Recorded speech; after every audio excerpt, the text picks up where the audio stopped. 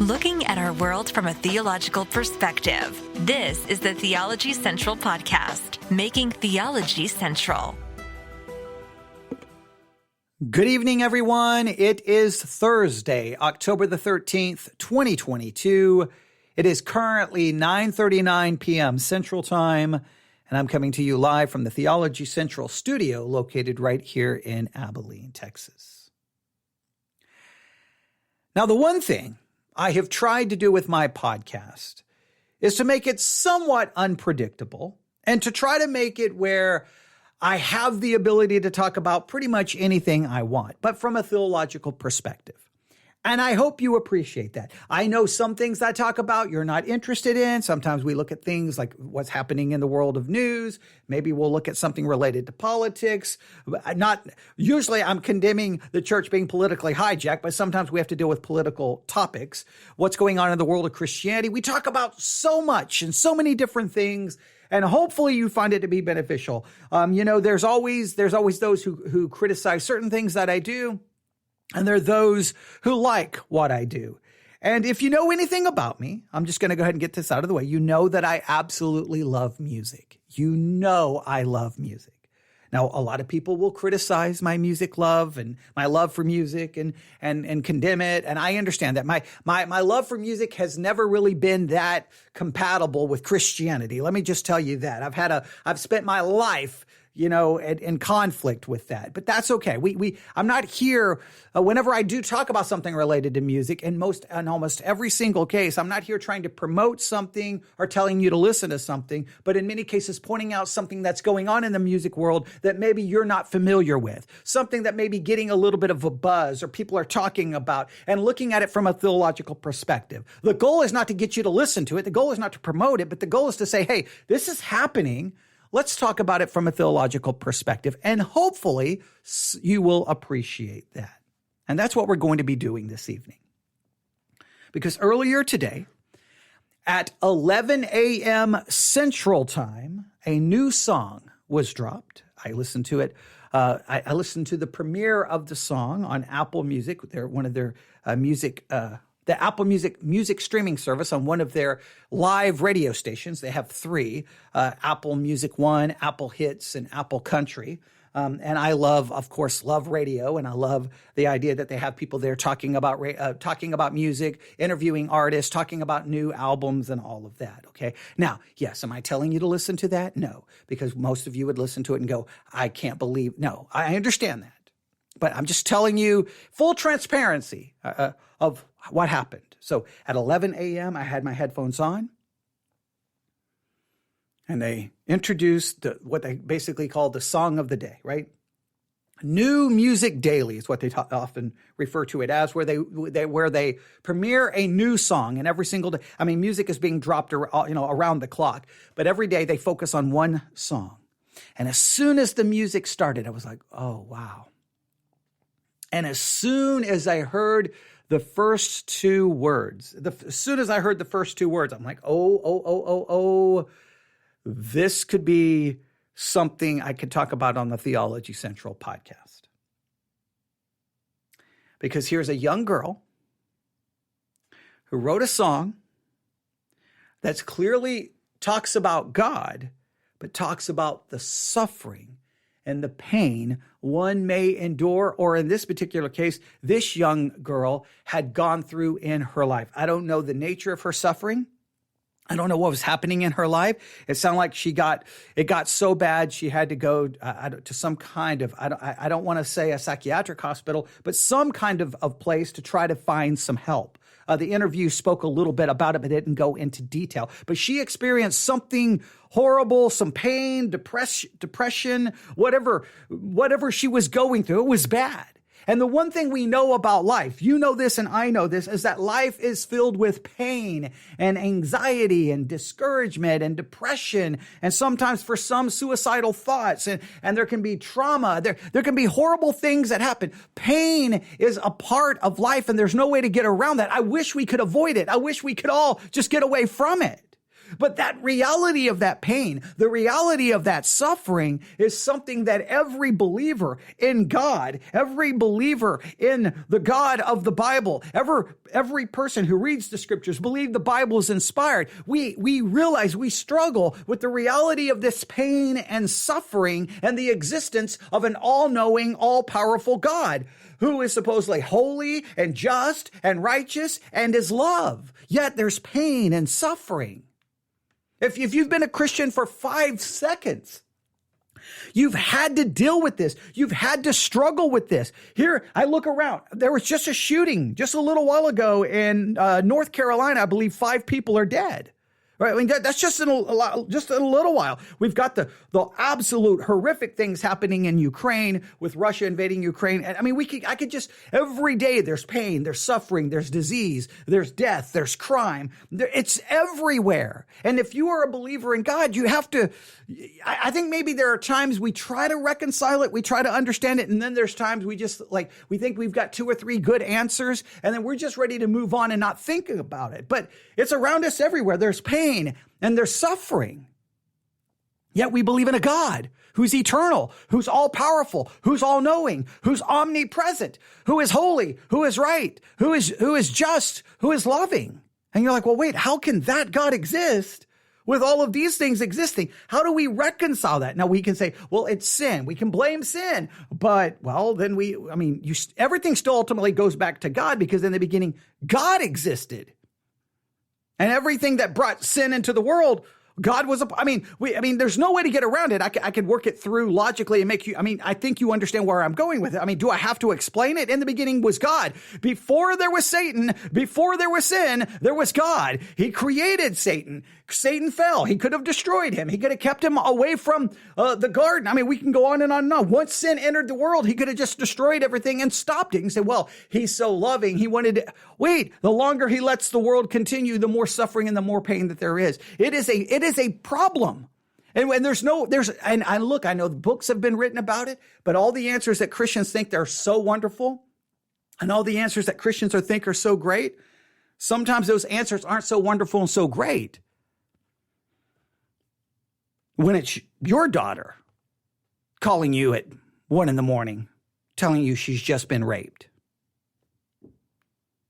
Those answers may not work when it's 2 a.m.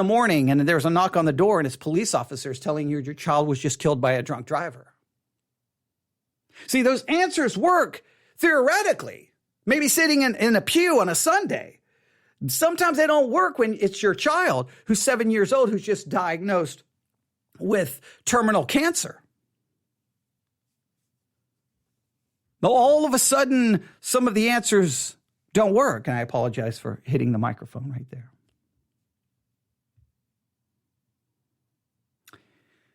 But the song that was released today is called Dear God by Nessa Barrett. Nessa Barrett. Barrett. Now, if you'd like to hear the interview with her, and if you have a subscription to Apple Music, go to radio, look for the show that's hosted by the Zane Lowe Show. Look for the Zane Lowe Show and listen to the episode from today. I think it should already be available on demand. I believe it is. In fact, let me look really quick. Let me go to Apple Music. Okay, I've got the song pulled up right here. Let me go to radio. See, radio.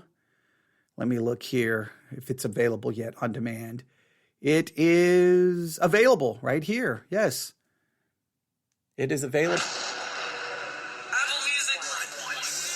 Live from Los Angeles. One and only Zane Lowe. Where's Zane, first of all?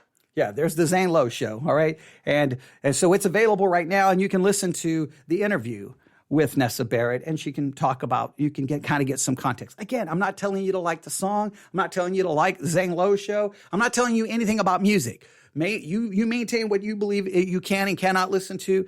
I'm not here to argue with that.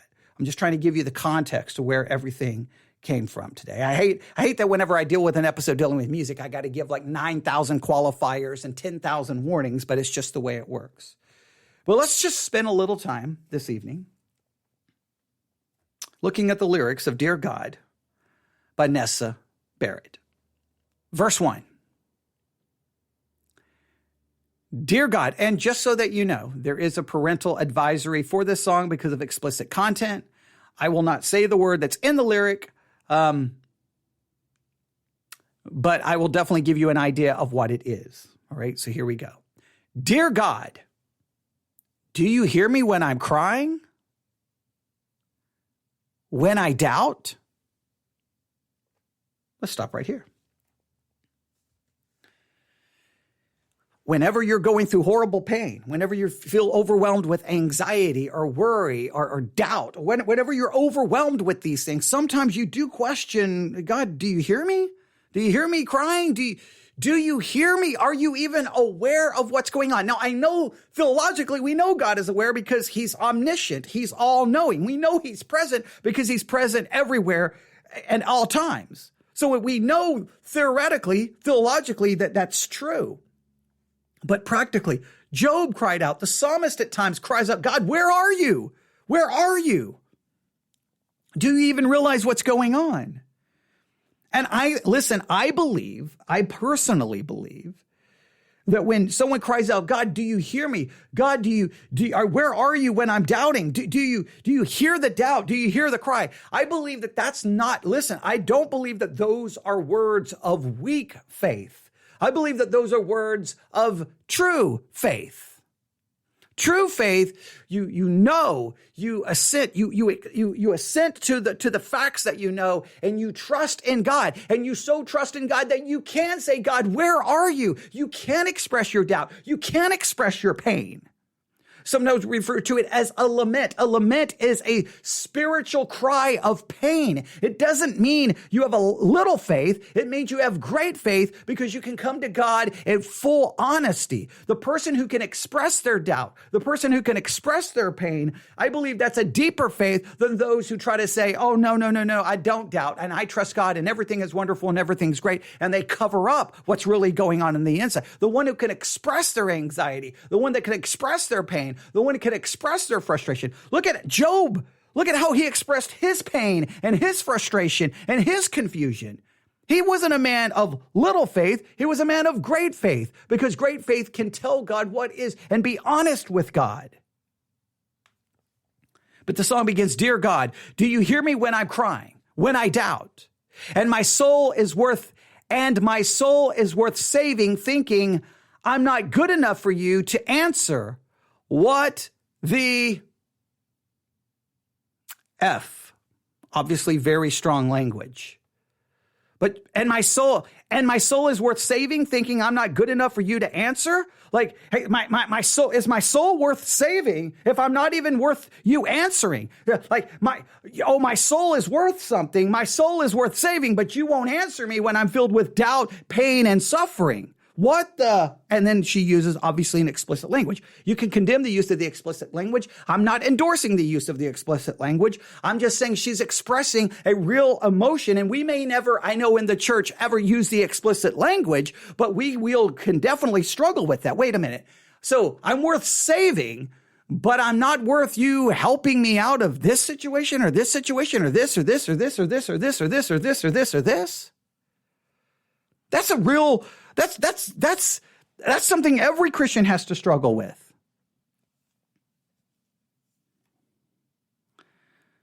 Don't you love us all the same?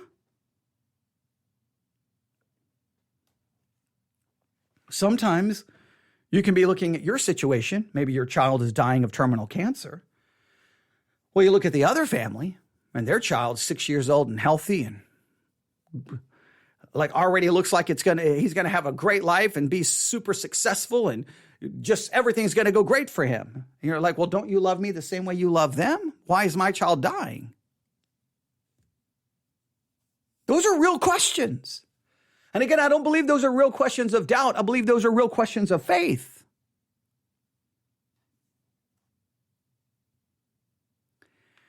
I've taken more than my share of pain. Can't you hear me say your name? Can't you see I've got these angel wings sewed onto my back with black ribbon? I know you know it hurts my skin. I was just trying to get into heaven. I've been dying to fit in.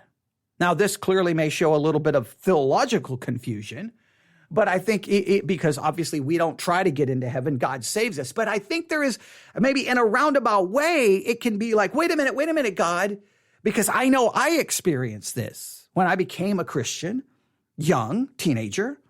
And the next thing you know, my mom's in the hospital and, she dies within, no time, and it's unexpected.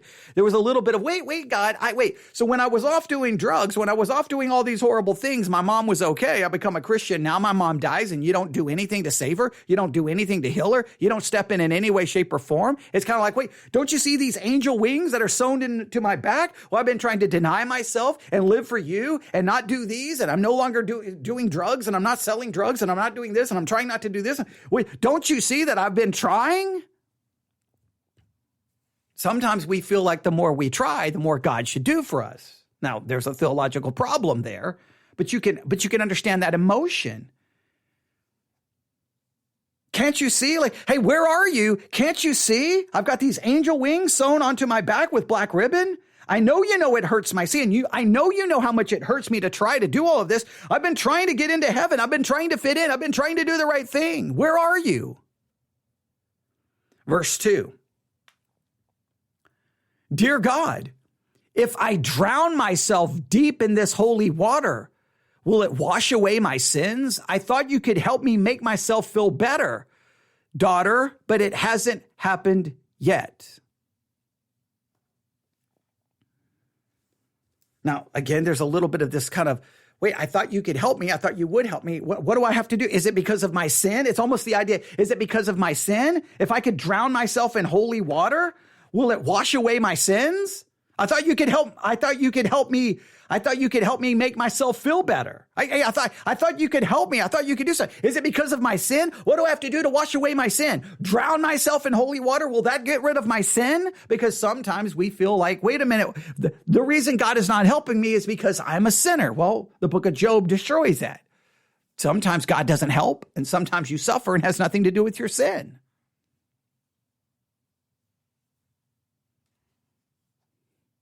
She goes on to repeat, angel wings, sewed on my back with black ribbon. I know it hurts my skin. I was trying to get into heaven. I've been dying to fit in. And then she repeats, dear God, a few times, and then she ends with this line. Don't you hear me when I cry?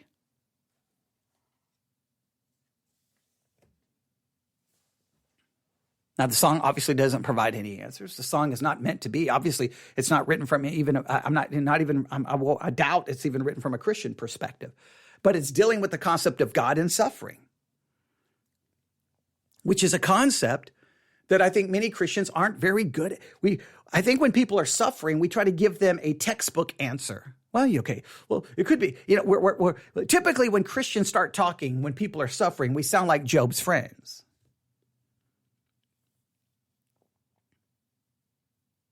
I don't think we ever have an answer. God exists. Suffering exists. We know this. God works all things according to his good pleasure and will. We know God's sovereign eternal decrees are operating, and somehow suffering fits into all of this. We can try to say, well, we always try to say, well, good things can come from suffering. Good things can come from it. We always try to find that good things can come from it. I won't deny good things can't come from it. I don't know if that's somehow like, oh, wait, the only way God could get these good things to happen is he had to bring suffering. It's always like, well, you know what? Good things came from it. Oh, yeah, your mother died, but good things came from it. It's good. Hey, your child was killed by a drunk driver, but good things come from it. It's always weird. Someone dies and someone else horribly dies, but because something good comes from it, it makes it all worthwhile. That's kind of a twisted way of looking at it. Someone else suffered. In Job's case, family died.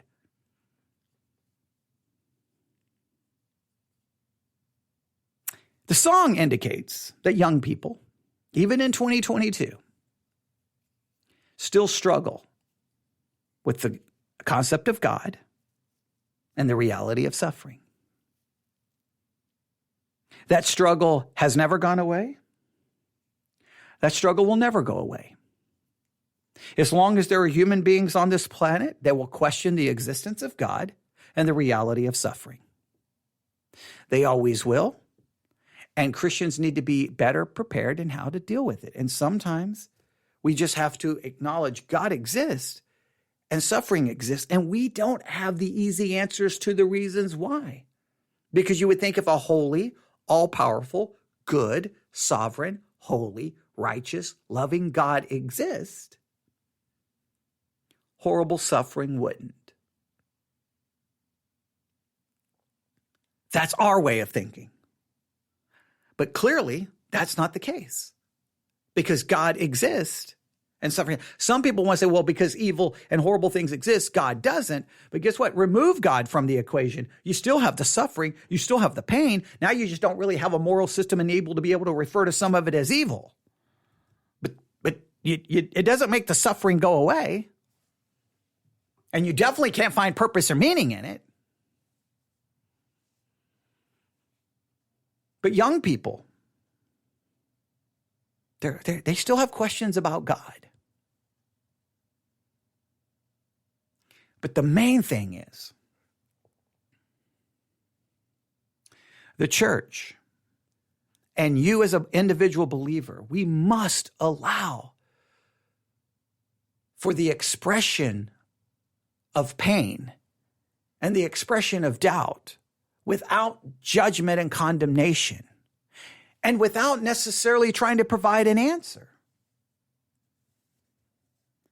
Faith, strong faith, can and should express spiritual lament. Deep faith should express real doubt and emotion, and it doesn't call into question the faith.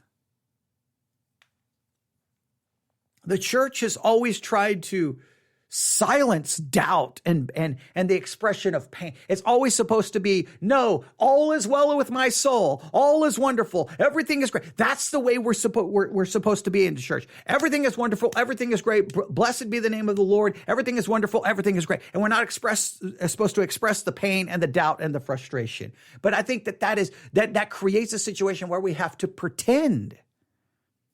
Don't pretend. Acknowledge the anxiety, the doubt, the fear, the pain, and tell God it and give it to him. Talk to him about it.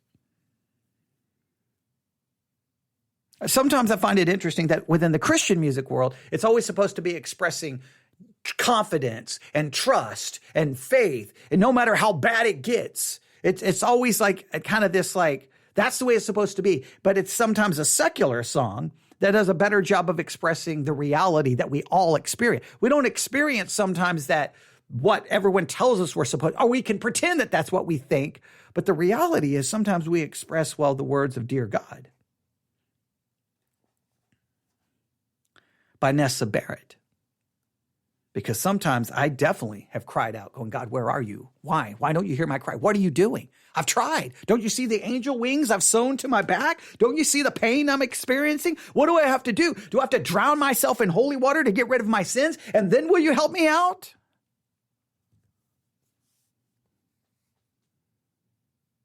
The church should be at the place where people with doubt and fear and pain and anxiety and don't have it all together can be comfortable to express that. Without someone going, oh, no. You better show your trust for Jesus. You better say positive things. Come on, you need to have faith.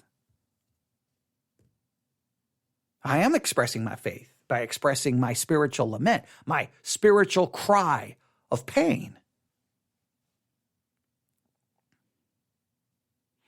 It's just always interesting to hear the secular world wrestle with these very important questions. The existence of God and the reality of suffering. And trust me, there's young people in your church wrestling with the same two concepts. Simply being told to be good little boys and girls doesn't help them sometimes when they're wrestling with these deeper theological concepts. You can let me know what you think about the lyrics. You can let me know what you think about these issues by emailing me at newsif@yahoo.com.